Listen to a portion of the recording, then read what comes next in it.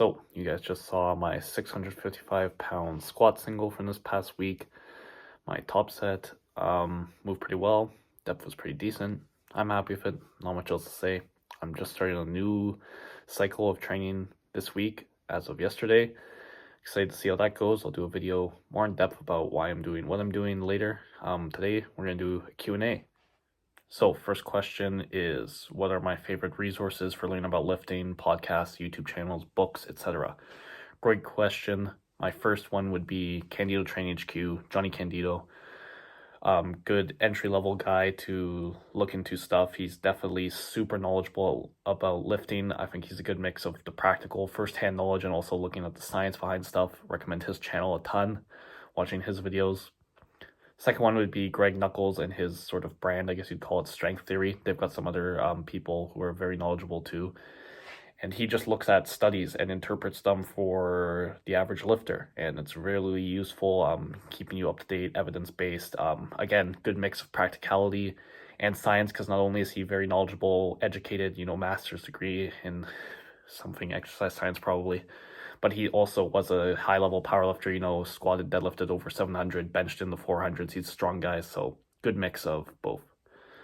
Some other resources I really like barbell medicine stuff, especially for injuries. Their whole theory about it, really like their stuff. Austin Brackey, him, barbell medicine guy, good stuff. There's an Instagram page that I like. It's called The Strength PTs, PTS, like physiotherapist. Great stuff about injuries and really love their stuff. Some other people I like that are knowledgeable: Sean Noriega, Hamstring Pappy, or Kiss My Arch, his Instagram handle, I forget which one it is. He's got a YouTube channel too where he talks about stuff, really knowledgeable guy. PRs and Performance, great YouTube channel. Go check them out, super knowledgeable. I'm just doing this off the top of my head, so I may forget. So the next question, how long are my training sessions? And the answer is, it depends. So my last training cycle, I'd have an average day would be 8 sets of bench work and then 3 sets of squat or deadlift work.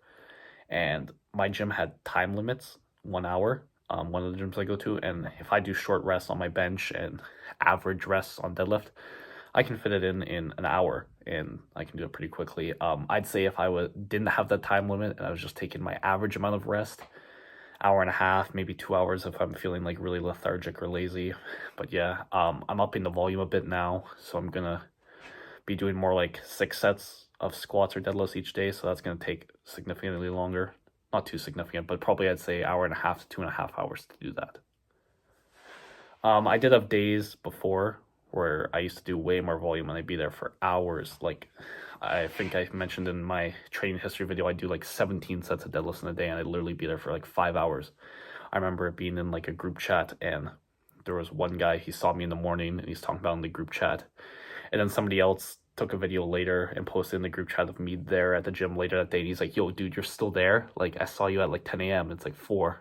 So yeah, I'd be there for a long time before.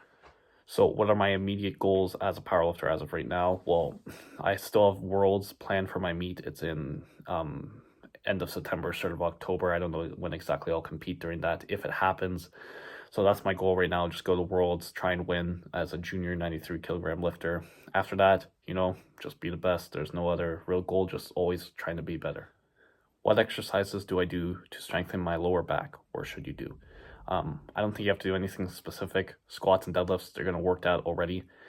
I don't think many people have a weak lower back. I think that's not really an issue. If you were to have it, I'd say doing something like reverse hypers or just hyper extensions in general would be a good way to go for that. Next question, have I ever had any serious injuries, and how do I get over the fear of being re-injured? So yes, I have had serious injuries. I've talked about in my training logs, my knee injury back in September, October, forget when exactly, is right around the border between those 2 months. And yeah, both my knees just basically, I'd say, exploded. I don't know exactly what happened. I'm guessing something in the patella tendon, but yeah, it was bad. But you know what? Just work through it, progressive rehab, adding volume, doing as much movement as you can, as specific as possible, with minimal to little to no pain. Just that's how you get back from it. I've also had 2 years where I had patella tendonitis that could be really, really bad at times. I had a really bad back injury when I first started lifting. Like, it was so bad I could barely walk. And as for fear of re-injury, I just don't like, honestly, like it's gonna, what happens happens, and I'll just take it when it comes. I think that's the mindset you have to have, is be anti-fragile. Just be like, I can handle it if it happens, no worries at all. Was my conventional stronger than my sumo starting out? And the answer is no. Honestly, conventional always felt really weird for me. Like, even just versus how squats and bench felt, they felt like natural, but conventional always felt weird. My first time pulling sumo, I was already stronger.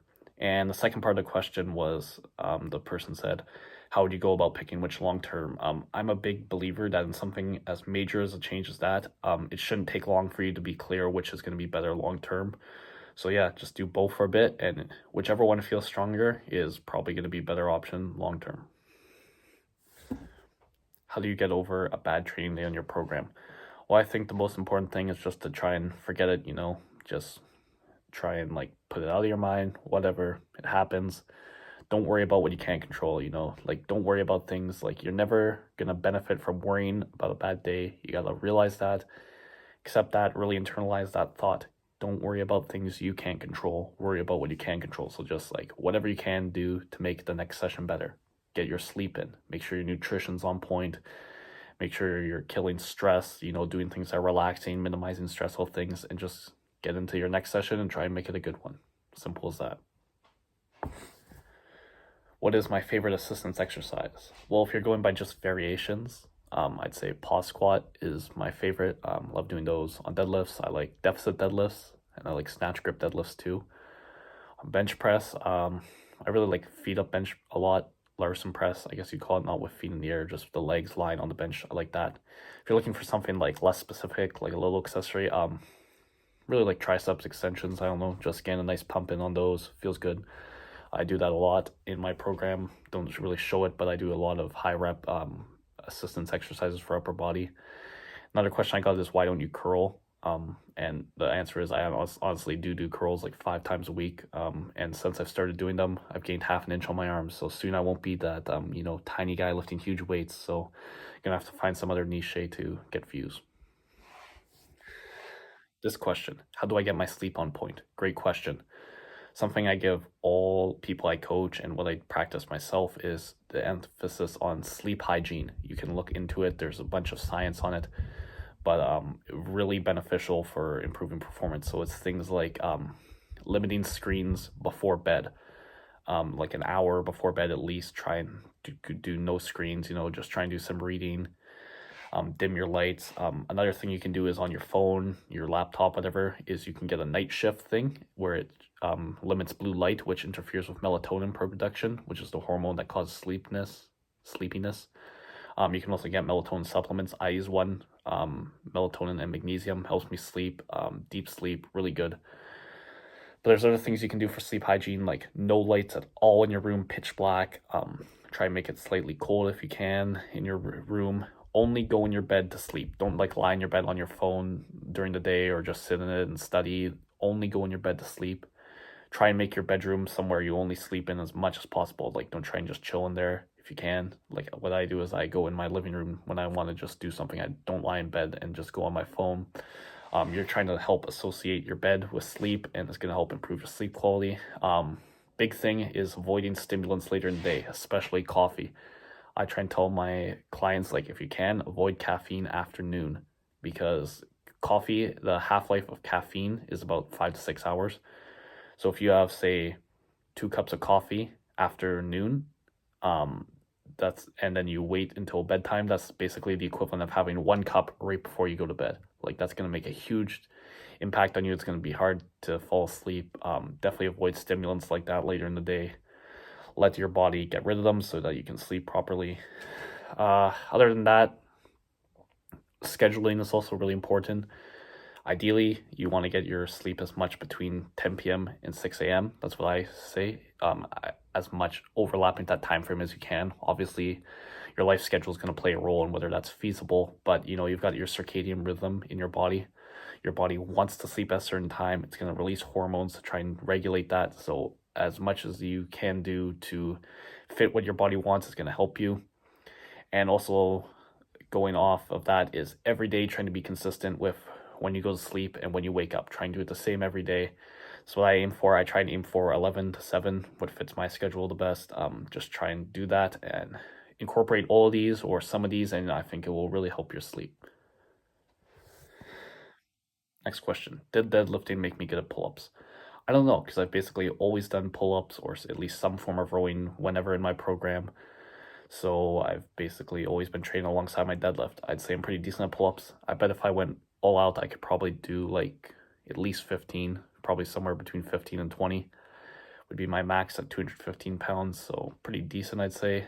I'd say there's definitely going to be at least some carryover. You're going to get some lat activation in your deadlift, some upper back extensors. It's all going to carry over. Next question.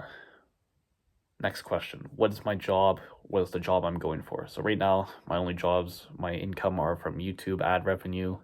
I'm really trying to treat this like a job, making videos as much as I can. It doesn't make me a ton right now because all my videos are short, but working on it and it's improving. And my other job is just powerlifting coaching. I coach about 30 people right now, and that gets me decent income. I used to have a 9 to 5. I worked at a Shoppers Drug Mart in Canada. If you're not from Canada, it's kind of like Walgreens, I think, is like a US equivalent.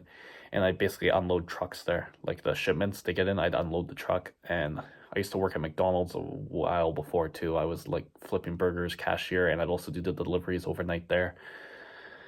And yeah, now I'm basically just self-employed. What job I'm going for? Just personal training, really growing my brand for now. I don't know where the world's going to take me and where my job's going to end up, but for now, I'm happy where I am. So next question and last question, because I'm out of time right now. How do you deal with lack of motivation? And personally, I've never really had that, never really been an issue for me because I just really love lifting. So that's something that's important, making sure you enjoy what you're doing. Don't be afraid to program or put in some fun exercises, even if it's not the most optimal. Making sure you're enjoying your training sessions and it will lead to better adherence. That's beneficial. That's good enough reason to put in your program. So yeah, that's that. But as for in general, if you're lacking motivation, another important thing to do is just discipline, just getting used to it, making a habit. You don't let yourself skip sessions. You really build up those habits and it becomes easier over time, just really work the pattern, get your body used to it, and sooner than later, you're just going to have enough discipline that motivation isn't as big a deal as it used to be. Forgot to record this, so I'm in a different position. But yeah, thanks for watching, guys. I'm gonna do more Q&As at a later date. Please comment below any long topic videos you want me to go over, and I'll look at them and decide which one I want to do. I'm gonna do one each week. Please like, comment, subscribe, turn on notifications, share the video. It really helps me grow the channel. Thanks for watching again.